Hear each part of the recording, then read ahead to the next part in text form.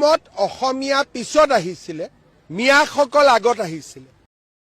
সুপ্ৰভাত জনাইছো আৰু আৰম্ভ কৰিছো মোৰ অন্য এটা নতুন ভিডিঅ'। প্ৰথমতে আপোনালোকক একেবাৰে হাতজোৰ কৰি কৈছো, আপোনালোকে বেয়া নাপাব, মই দুটামান শব্দ ব্যৱহাৰ কৰিম।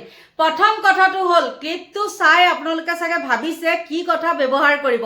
এতিয়া মই কওঁ শুনক, উজনি অসমত যে মিয়াৰ পুকৰত কামুৰি থাকে, সেই পেঞ্চিল পাৰ্টি, দালাল পাৰ্টি, ক'লা চশমা আলা এইকেইটা এতিয়া কাৰ মেখেলা তলত সোমাই আছে? ক'ত গ'ল এতিয়া তেওঁলোকৰ?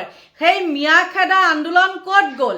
এতিয়া তেওঁলোকে পাৰিবনে? মুখ্যমন্ত্ৰীক বাধা দিব পাৰিবনে? আৰু মুখ্যমন্ত্ৰীয়ে এতিয়া কি কৰিলে? দেখিলে যে মিয়া নহ'লে কাম নহ'ব, আৰু উধাই মুধাই মিয়াখিনিক কি কৰিছে? জইন কৰাইছে। আৰু বহু লোকে তেওঁলোকৰ কি কৰিছে? ভয়ৰ কোবতে বিজেপি দলত জইন কৰিছিলে। বন্ধু বান্ধৱীসকল, আজি মুখ্যমন্ত্ৰীয়ে যিকেইটা ঘোষণা কৰিলে আৰু মই যিটো ক্লিপ লগাই দিলোঁ, তাত বাৰু এতিয়া এই ধেমাধৰা পাবত গজা, সি বোলে আহোম হয়। এই পেঞ্চিলটোৰ কথা কৈছোঁ, ভিক্টৰ দাসে যি নেকি নাম দিছিলে কাঠ পেঞ্চিল, আৰু সেই কাঠ পেঞ্চিলটোৰ কথা কৈছোঁ। সেই কাঠ পেঞ্চিলটোৱে বাৰু এতিয়া লাজ পাইছেনে নাই? এতিয়া কাঠ পেঞ্চিলত কি হ'ল? এনেই কাঠ পেঞ্চিল, তাতে চাগে এতিয়া ৰিফিল হৈ যাব। এতিয়া ৰিফিল হৈ গৈছে, যাবলৈ নাই। আৰু তেওঁলোকৰ এতিয়া এনেকুৱা বেয়া দিন চলিছে, য'তে হাতোৰাটো মাৰিবলৈ যায় ত'তে তেওঁলোকৰ ফাঁচ লাগি যায়, য'তে হাতোৰা মাৰিবলৈ যায় ত'তে ফাঁচ লাগি যায়। কেনেকুৱা দিন চলিছে। আৰু মুখ্যমন্ত্ৰীয়ে সৰ্বকালৰ সৰ্বশ্ৰেষ্ঠ মুখ্যমন্ত্ৰী, আৰু এই মুখ্যমন্ত্ৰীৰ পাল্লাত যেতিয়া পৰিব তেতিয়া কোনো সুখেৰে থাকিবলৈ নাপায়। আৰু মুখ্যমন্ত্ৰীয়ে তাকেই কৰাই দিলে। আৰু দুটামান যে সেই জেলত সোমোৱাইছিলে, জেলৰ পৰা ওলাই আহি তেওঁলোক নাই এতিয়া, ক'ৰবাত চাগে এনেকৈ কৰি পেলাই চুপচাপ পাতি আছে, কাৰণ তেওঁলোকৰ এতিয়া খেপটো নাই, তেওঁলোকৰ অন্যায় খেপটো। আৰু দেখিছে নহয়, সিদিনাখন ক'ত কি হৈ আছে দেখিছে। আৰু মোৰ ভিডিঅ'ত সেইবিলাক মই দিয়ে থাকোঁ আপডেট, কাৰণ ইহঁতৰ নিচিনা নেতাৰ মুখা খুলিব লাগিবই, নহ'লে কি হয়, বহু মানুহ অন্ধ হৈ ইহঁতৰ জালত বন্দী হয়। বন্ধু বান্ধৱীসকল, আজি সঁচাকৈ বহুত ভাল লাগিছে মুখ্যমন্ত্ৰীক। আৰু বহুকেইগৰাকী মহিলাই মুখ্যমন্ত্ৰীক বহুত সুন্দৰকৈ কি কৰিছে, ধন্যবাদ দিছে। আৰু সেই ভিডিঅ'টো বাৰু মই লগাই নিদিলোঁ দিয়কচোন, বহুত দীঘল হৈ যাবৰ কাৰণে। গতিকে এতিয়া তেওঁলোকৰ গালত পোনহতীয়া চৰ পৰিলে নে নাই? আমাৰ মুখ্যমন্ত্ৰীয়ে সেইকেইটা উজনি অসমৰ দুটামান, আৰু এটা যে আছে এইখিনিতে কিবা আকাশ নে কি, এইখিনিতে ফেঞ্চ কাট দাড়ি, সেইটো এটা, ইছৰাম হাতে হাতে দাণ্ডা লৈ মিয়া খেদিবলৈ যায়, মিয়া খেদো বল, ভাড়াঘৰ বিচাৰি চলাত। এতিয়া তহঁতৰ গালত চৰ মাৰিলেনে নাই বাৰু? সঁচাকৈ বহুত বহুত ধন্যবাদ মুখ্যমন্ত্ৰী। গতিকে পলম নকৰি পেলাই আপোনালোকক মই এটা সুন্দৰ ভিডিঅ' আগবঢ়াই দিম, নিউজ এটা আগবঢ়াই দিম। আৰু তাৰ লগতে মই কওঁ শুনক, মুখ্যমন্ত্ৰীক বহুত বহুত ধন্যবাদ দিছোঁ। কথাতে কয় কিন্তু, বোলে ঘূৰি ঘূৰি কুকুৰৰ পুকৰতে মুখ, যিমানেই সাজোন কাচন, যিমানেই চাফ চাবোনে নোধোৱা কিয়, কুকুৰটোৱে ঘূৰি ঘূৰি কিন্তু পুকৰতে মুখটো দিবই। কি কাৰণে? গু খাবলৈ। ঠিক তেনেকুৱাই কথা, বুজালোকে বুজিছে, নুবুজালোকে যুঁজিব। বন্ধু বান্ধৱীসকল, আৰু বহুত আছে, নথকা নহয়, কিন্তু মই ভিডিঅ'টো চমুৱাবলৈ চাইছোঁ।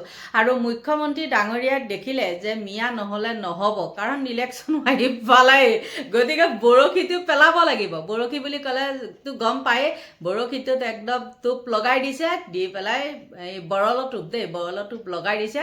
আৰু এতিয়া মুঠতে বৰশীটো টোপটো গিলাতহে কথা। বন্ধু বান্ধৱীসকল, সেইকেইটাকে কৈছোঁ, এতিয়া মেখেলা তলৰ পৰা ওলাই আহি পেলাই ধৰচোন, দম আছে যদি মুখ্যমন্ত্ৰীক, বোলে আপোনাৰ কাৰণে আমি এনেকৈ লাজ পাইছিলোঁ, কিন্তু আপুনি এতিয়া এনেকুৱা দিলে। আৰু মুখ্যমন্ত্ৰীয়ে, আপোনালোকক কওঁ, মুখ্যমন্ত্ৰীয়ে একদম সুন্দৰ কেইটামান চৰ্ত দিছে সেই মিয়াসকলক লৈ পেলাই। আৰু কি চৰ্ত দিছে আপোনালোকৰ মাজলৈ আগবঢ়াম। ভবাৰ দৰে নহ'ব উজনিত, সেয়ে মিয়া প্ৰেম জাগিছে মুখ্যমন্ত্ৰীৰ। নামনিৰ মিয়াক লাগিব, সলনি হৈছে সমীকৰণ সলনি, মুখ্যমন্ত্ৰীৰ কথাও সলনি। মিয়াক লৈ মুখ্যমন্ত্ৰী ডক্টৰ হিমন্ত বিশ্ব শৰ্মাই ইমান দিন কৰি অহা যুঁজৰ ইতিমধ্যে অন্ত পৰিছে। মুখ্যমন্ত্ৰীয়ে ইতিমধ্যে নিজে বান্ধি দিছে কেইটামান চৰ্ত। মুখ্যমন্ত্ৰীয়ে বান্ধি দিয়া চৰ্ত কেইটা, এটা এটাকৈ ইতিমধ্যেই তেওঁ উল্লেখ কৰিছে।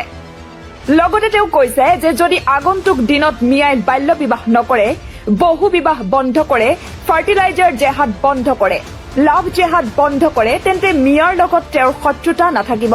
এইখিনি চৰ্ত পূৰণ কৰিলে তেওঁৰ মিয়াৰ প্ৰতি একো বেয়া ভাৱ নাথাকিব। বৃহস্পতিবাৰৰ দিনটোৰ সেই মন্তব্য সমান্তৰালভাৱে দেখা গ'ল ৰাজ্যসভাৰ তৃতীয়খন আসনৰ বাবে NDA সমৰ্থিত UPPL প্ৰাৰ্থী প্ৰমোদ বড়োক সমৰ্থন দিলে AIUDFৰ বিধায়কে। বিধানসভা নিৰ্বাচন যিমানেই ওচৰ চাপিছে সিমানেই ব্যস্ততা বাঢ়িছে ৰাজনৈতিক দলবোৰৰ। শাসক দল বিজেপিয়ে প্ৰতিদিনেই 5 বছৰৰ পিছত অনুষ্ঠিত হ'বলগীয়া নিৰ্বাচনক লক্ষ্য হিচাপে লৈ কাম কাজবোৰ কৰি আহিছিল। সেয়ে চৰকাৰখনৰ নেতৃত্বত থকা মুখ্যমন্ত্ৰী হিমন্ত বিশ্ব শৰ্মাই ভাবিছিল যে তেওঁৰ বাবে এই নিৰ্বাচন সহজ হ'ব। কিন্তু নিৰ্বাচনী ৰাজনীতি একে নাথাকে। একে ৰাতিৰ ভিতৰত নিৰ্বাচনী প্ৰেক্ষাপট সলনি হয়। অসমত মুখ্যমন্ত্ৰী হিমন্ত বিশ্ব শৰ্মাৰ ক্ষেত্ৰতো একে দশা হৈছে। ইমান দিনে মুখ্যমন্ত্ৰী শৰ্মাই চৰকাৰখন চলাই আছিল নিজৰ খেয়ালখুচিত। ৰাজ্যৰ সকলো বিভাগৰ কাম কাজত তেওঁ চকু ৰাখিছিল। স্বাস্থ্যখণ্ডকে ধৰি 10ম একাদশ শ্ৰেণীৰ পৰীক্ষাৰ ফলাফললৈকে সকলো ঘোষণাই কৰি আহিছে মুখ্যমন্ত্ৰীয়ে। নিজৰ সফলতাৰ ঢাক ঢোল পিতাত অলপো কৃপণালি নকৰা মুখ্যমন্ত্ৰীয়ে প্ৰতিদিনেই প্ৰতিখন সভাত ঘোষণা কৰিছে তেওঁ কিমান মহিলাক 1250 টকাকৈ দিলে অথবা ৰাজ্যৰ কিমান পৰিয়ালক চেনি, নিমখ, দাইল 100 টকাত দিলে। এই সকলোবোৰলৈকে ঠিকেই আছিল। মুখ্যমন্ত্ৰীয়ে বিগত দিনবোৰত বিৰোধী ঐক্যৰ বিষয়টোক পেংলাই কৰি বিৰোধী ঐক্য নহয়েই বুলি আওকাণ কৰি আহিছিল। কিন্তু বিৰোধী ঐক্যবদ্ধ নহয়েই বুলি মন্তব্য কৰি অহা মুখ্যমন্ত্ৰীগৰাকীয়ে শেহতীয়াকৈ বিজেপি আৰু অসম গণ পৰিষদৰ মাজত চলি থকা প্ৰাৰ্থিত্ব কেন্দ্ৰিক সংঘাতে এক প্ৰত্যাহ্বানৰ সৃষ্টি কৰিব বুলি নিশ্চিত হৈছে।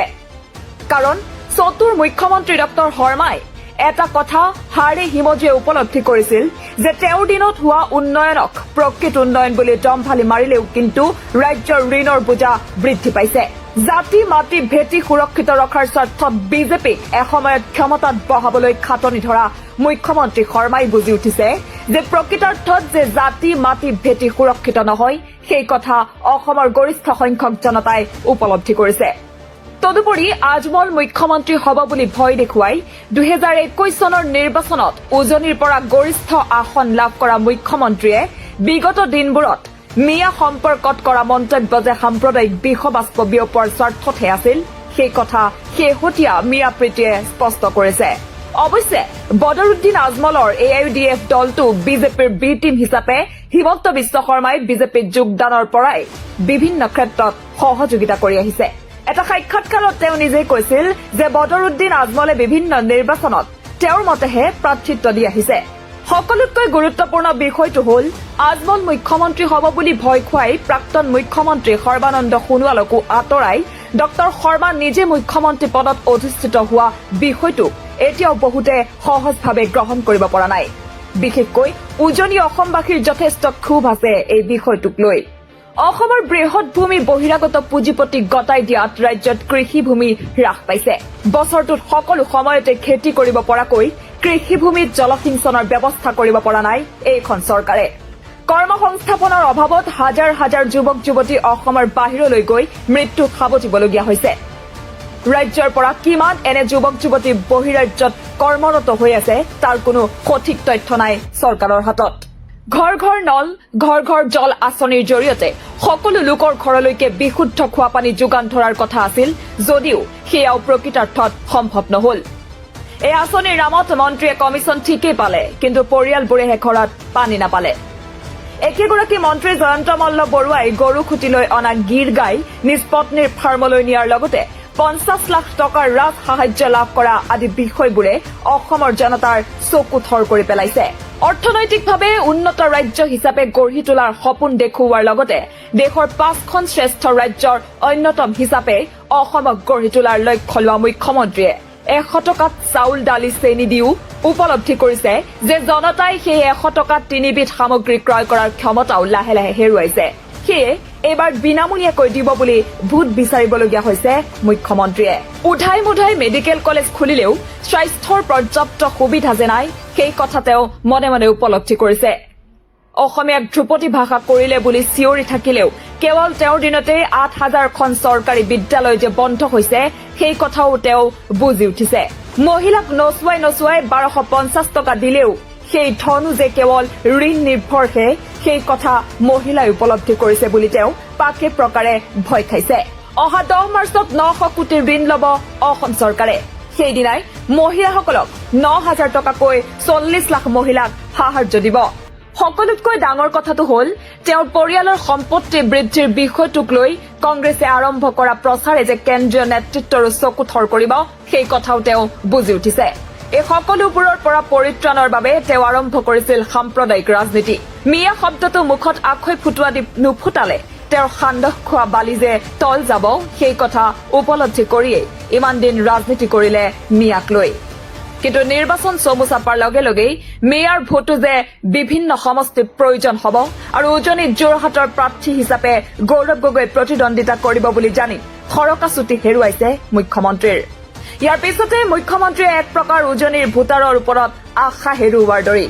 সেয়ে পুনৰ মিয়া প্ৰেম বাঢ়িছে মুখ্যমন্ত্ৰীৰ। News desk report, the cross current. নিশ্চয় আপোনালোকে দেখিলে, দেখাৰ পিছত আপোনালোকে নিজে অনুভৱ কৰকচোন এই মুখ্যমন্ত্ৰীজনে নিজৰ স্বাৰ্থৰ কাৰণে কিমান তললৈ যাব পাৰে। গতিকে বন্ধু বান্ধৱীসকল, এইখিনিতে আপোনালোকৰ পৰা লৈছো বিদায়। সদায় আপোনালোকক ভগৱানে ভালে কুশলে ৰাখক তাকেই কামনা কৰিছো আৰু এতিয়া বাই বাই।